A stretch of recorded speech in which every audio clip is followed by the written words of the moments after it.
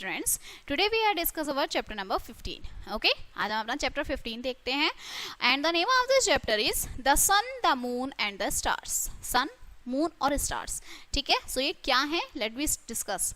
While playing in park we see the sky whenever we look up. जब आप ऊपर देखते हैं तो आप क्या देखते हैं, आसमान में स्काई देखते हैं.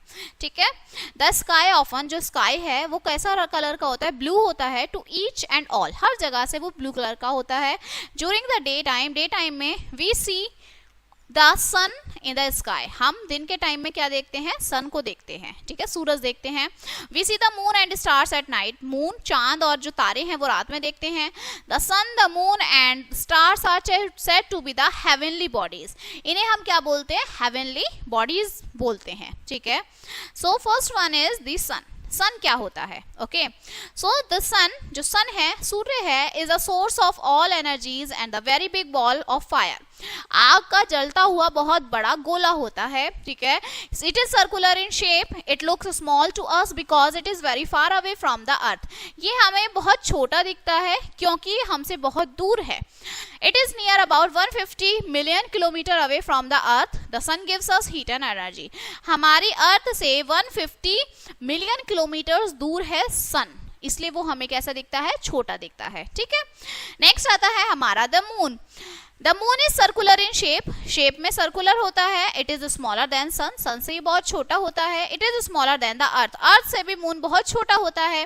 The moon does not have its own light, उसकी कोई अपनी लाइट नहीं होती. It shines due to the light of sun, जब सन की लाइट इस पे आती है तो वो चमकता है. There is no air and water on the moon, moon पे कोई हवा नहीं है, पानी नहीं है. Therefore the moon does not have any life, वहां कोई जीवन नहीं है.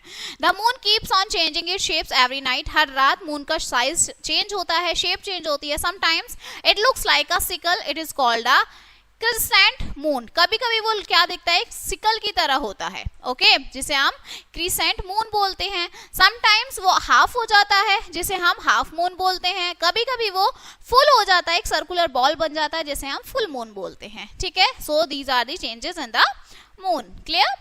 नेक्स्ट आते हैं आपके स्टार्स.